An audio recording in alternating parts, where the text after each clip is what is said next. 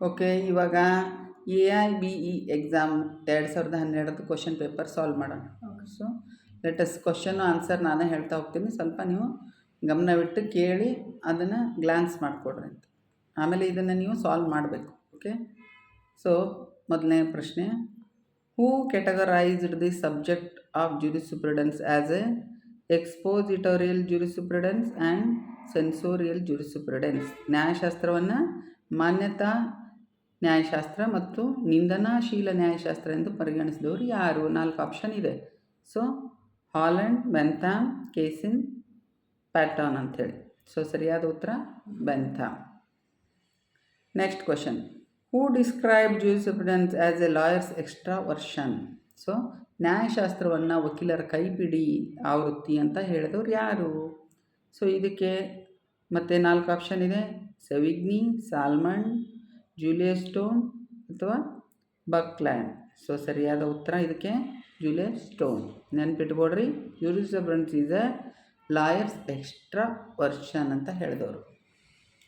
So coming to the third question, fiction theory is related to which of the following concepts?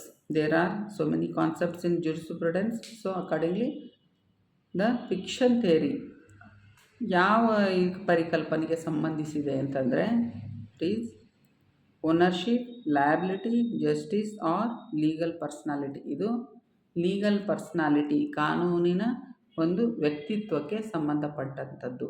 ಏನು? Fiction theory in jurisprudence.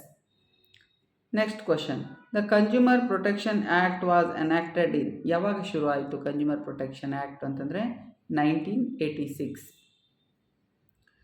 So ನಾವು coming to the next question ಅಂತಂದರೆ, appeal against the award of claim tribunals under the motor vehicle act 1988 can be made under? ಕ್ಲೇಮುಗಳ ನ್ಯಾಯಾಧೀಕರಣ ತೀರ್ಪಿನ ವಿರುದ್ಧ 1988 motor ವಾಹನ ಅಧಿನಿಯಮದ ಅಡಿಯಲ್ಲಿ ಯಾವ ಕಲಮಿನ ಅನ್ವಯ ಅಪೀಲನ್ನು ಮಾಡಬಹುದು ಅನ್ನುವಂಥ ಪ್ರಶ್ನೆ.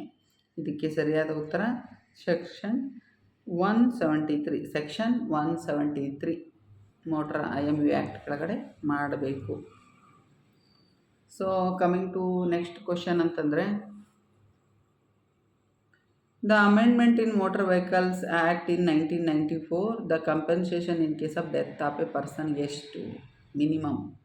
ಸೊ ಇಲ್ಲಿ ಅಮೌಂಟ್ ಇದೆ 75, 50,000, 70, 90 ಇದೆ. ಇದಕ್ಕೆ ಎಕ್ಸಾಕ್ಟ್ ಅಮೌಂಟ್ ಬಂದು 50,000.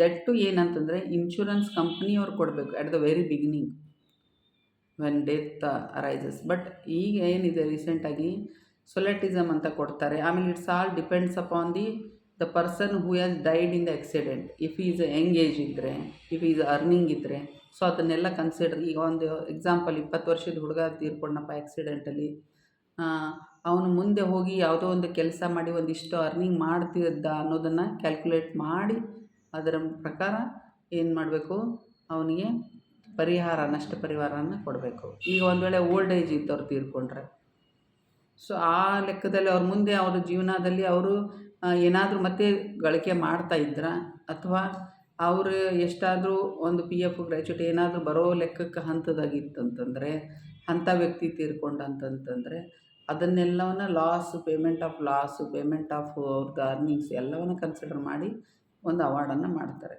ಇನ್ ಕೇಸ್ ಇವು ಅರ್ನಿಂಗ್ ಪರ್ಸನ್ ತೀರ್ಕೊಂಡಪ್ಪ, 1,00,000 ಸಂಬಳ ಇದೆ, ಯಾರೋ ಸಾಫ್ಟ್ವೇರ್ ಇಂಜಿನಿಯರ್ ಇದ್ದಾನೆ, ಆ್ಯಕ್ಸಿಡೆಂಟ್ ತೀರ್ಕೊಂಡಂದರೆ ದಟ್ ಟೈಮ್ ಏನಾಗುತ್ತೆ, the court will also consider that amount also.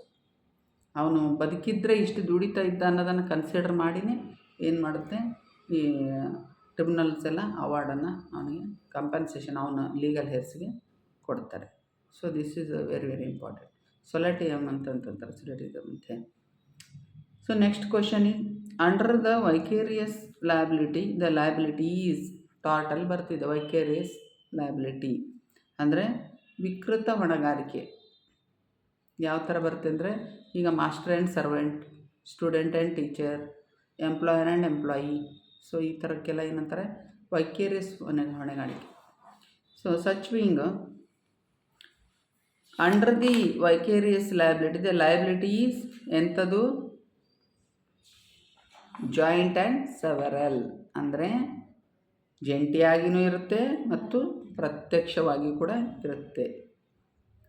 So next question ಮತ್ತು ಟಾಟಲ್ಲಿ ಹೋದರೆ ಇನ್ ಟಾಟ್ ಇನ್ ಕೇಸ್ ಆಫ್ ಡಿಫಾಮೇಷನ್ ಏನಿರುತ್ತೆ ಡಿಫಾಮೇಷನ್ ಅಂತಂದರೆ ಅಂದರೆ ಅಪಕೃತ್ಯ ಅವ್ಯವಹಾರಗಳಿಂದ ಪ್ರಕರಣಗಳಲ್ಲಿ ಏನು ಮುಖ್ಯವಾಗಿ ಇರಬೇಕು ಇದರಲ್ಲಿ ಆಪ್ಷನ್ ಇದೆ 4.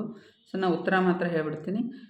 Intention to defame is not necessary, ತೇಜೋವಧೆ ಮಾಡುವಂಥದ್ದು ಅಗತ್ಯತೆ ಇಲ್ಲ. So intention to defame is necessary ಎರಡೂ ಆಗಿರಬೇಕು ಅಂತಂದರೆ ಅದರ ಅಗತ್ಯತೆ ಇಲ್ಲ. Okay, intention to defame is not necessary, ತೇಜೋವಧೆ ಅಗತ್ಯತೆ ಇಲ್ಲ. ಬರೀ ಅವನು ಆ ರೀತಿ ಹೇಳಿಕೆ ಕೊಟ್ಟಿದ್ರೆ ಸಾಕು. ಈಗ ಪೇಪರ್ ಪಬ್ಲಿಕೇಶನ್ ನಮ್ಮ ಬಗ್ಗೆ ಏನೋ ಸ್ಕ್ಯಾಂಡಲ್ ವರ್ಡ್ಸ್ ಯೂಸ್ ಮಾಡಿ ಅಥವಾ ನಮ್ಮ ಬಗ್ಗೆ ನಮ್ಮ ಒಂದು ವ್ಯಕ್ತಿತ್ವಕ್ಕೆ ತೊಂದರೆ ಬರುವಂಥ ಯಾವುದೇ ಒಂದು ವಿಷಯ ವಸ್ತುವನ್ನು ಮೀಡಿಯಾ ಮುಂದೆ ಹೇಳಿದ್ದಾಗಲಿ ಪಬ್ಲಿಕ್ಕಲ್ಲಿ ಹೇಳಿದಾಗ ಅದರಿಂದ ನನಗೆ ಏನಾಗುತ್ತೆ ತೇಜೋವಧೆ ಆದಾಗ ನಾವು ಏನು ಮಾಡ್ತೀವಿ ಈ ಥರ ಡಿಫಾಮೇಷನ್ ಕೇಸಸ್ ಎಲ್ಲ ನೋಡ್ತಾ ಇರ್ತೀವಿ, ಹಾಕ್ತಾ ಇರ್ತೀವಿ. ಸೊ ಅದು ಡಿಫೇಮ್ ಆಗಲೇಬೇಕು ಪಬ್ಲಿಕ್ಲಿ ಅನ್ನೋದು ಅವಶ್ಯಕತೆ ಇಲ್ಲ ಕೆಲವೊಂದು ಸಂದರ್ಭದಲ್ಲಿ. So next question is when was an advocate act introduce? ನೋಡ್ರಿ ನೀವೆಲ್ಲ ಅಡ್ವೊಕೇಟ್ಸ್ ಇದ್ದೀರಿ. ಯಾವಾಗ? 1961. Very good. So 1961 advocates act ಬಂತು. There is a certain rules and regulation to the advocates to be followed well practicing in the court of law. ಅದನ್ನು next ಯಾವತ್ತಾದ್ರೂ ಒಂದಿನ ಹೇಳ್ತೀನಿ ನಾನು completely how the advocates act enacted and what are the rules and regulation to be followed. Okay, next is the bar council of India consist of the following ex officio members. ಅಂದರೆ ಭಾರತದ ನ್ಯಾಯವಾದಿಗಳ ಪರಿಷತ್ತು ಕೆಳಕಂಡ ಪದ ನಿಮಿತ್ತ ಅಧಿಕಾರಗಳನ್ನು ಹೊಂದಿರ್ತಾರೆ. ಯಾರ್ಯಾರಪ್ಪ? ಅಟಾರ್ನಿ ಜನರಲ್ ಆಫ್ ಇಂಡಿಯಾ ಮತ್ತು ಸಾಲಿಸಿಟರ್ ಜನರಲ್ ಆಫ್ ಇಂಡಿಯಾ. ಅಂದರೆ ಭಾರತದ ಪ್ರಧಾನ ವಕೀಲರು ಅಟಾರ್ನಿ ಜನರಲ್ ಆ್ಯಂಡ್ ನೆಕ್ಸ್ಟ್ ಪ್ರಧಾನ ಸಲಹಾ ವಕೀಲರು. Okay, next question is Indian bar committee was constituted first time under the chairmanship of sir Edward K mere in the year. ಯಾವಾಗ ಅಂತ ಕೇಳ್ತಾ ಇದ್ದಾರೆ. ಮೊದಲನೇ ಸಾರಿ ಒಬ್ಬರ ಒಂದು ಚೇರ್ಮನ್ಶಿಪ್ಪಿಂದ ಯಾರಿದ್ರು ಅಂತಂದರೆ ಯಾವ ವರ್ಷದಲ್ಲಿ ಇದ್ದರು ಅಂತಂದರೆ ಎಡ್ವರ್ಡ್ ಕೆ ಮಿಯರ್ ಅಂತಂದರೆ 1923. ನೋಡ್ರಿ, ಬಿಫೋರ್ ಇಂಡಿಪೆಂಡೆನ್ಸ್. ಸೊ ಇದು ನೆನಪಿರಲಿ. ನೆಕ್ಸ್ಟ್ ಕ್ವಶನ್ ಬಂದುಬಿಟ್ಟು power of disciplinary committee under the advocates act is provided under ಯಾವ ಸೆಕ್ಷನಲ್ಲಿ ಹೇಳ್ತಾರೆ? ಡಿಸಿಪ್ಲಿನರಿ ಕಮಿಟಿ 36 ಸೆಕ್ಷನ್ ಇಲ್ಲ, 34 ಸೆಕ್ಷನ್ 42 ಅಲ್ಲಿ ಹೇಳ್ತಾರೆ. ವಕೀಲರ ಅಧಿನಿಯಮದ ಅಡಿಯಲ್ಲಿ ಶಿಸ್ತು ಸಮಿತಿಗೆ ಯಾವ ಕಲಮಿನ ಅಡಿಯಲ್ಲಿ ಅಧಿಕಾರ ವಹಿಸಿಕೊಡಲಾಗಿದೆ? 42, ಕಲಂ 42. The Indian council of arbitration was established. ಮಧ್ಯಗಾರಿಕೆ ಸಂಸ್ಥೆ ಯಾವಾಗ? ಆರ್ಬಿಟ್ರೇಷನ್ ಆ್ಯಕ್ಟಲ್ಲಿನೇ ಇದೆ, 1996, 1996. Good. Lex arbitri means what it mean? Lex arbitri means ಏನಂತಂದರೆ arbitral tribunal sitting in India can apply the by the Singapore. ಅಂದರೆ ಭಾರತದಲ್ಲಿರುವ ಮಧ್ಯಸ್ಥಿಕೆಯ ನ್ಯಾಯಾಧಿಕರಣ ಸಿಂಗಾಪುರ್ ವ್ಯವಹಾರಕ್ಕೆ ಅನ್ವಯಿಸುವಿಕೆ. ಅಂದರೆ ಇಲ್ಲಿರೋ ಇದು ಏನಿದೆ ಅದಕ್ಕೆ ಲೆಕ್ಸ್ ಆರ್ಬಿಟ್ರಿ ಮೀನ್ಸ್. ಸೊ ಇದೇನಿದೆ ಭಾರತದಲ್ಲಿ ಮಧ್ಯಸ್ಥಿಕೆ ನ್ಯಾಯಾಧಿಕರಣ ಸಿಂಗಾಪುರ ವ್ಯವಹಾರಕ್ಕೆ ಅನ್ವಯಿಸುವಿಕೆಗೆ ಲೆಕ್ಸ್ ಆರ್ಬಿಟ್ರಿ ಅಂಥೇಳಿ ಕರೀತಾರೆ. ಸೊ ಇದಿಷ್ಟು ಮತ್ತೆ ಮುಂದಿನ ಇದರಲ್ಲಿ ಮತ್ತೆ ಹೇಳೋಣಂತೆ.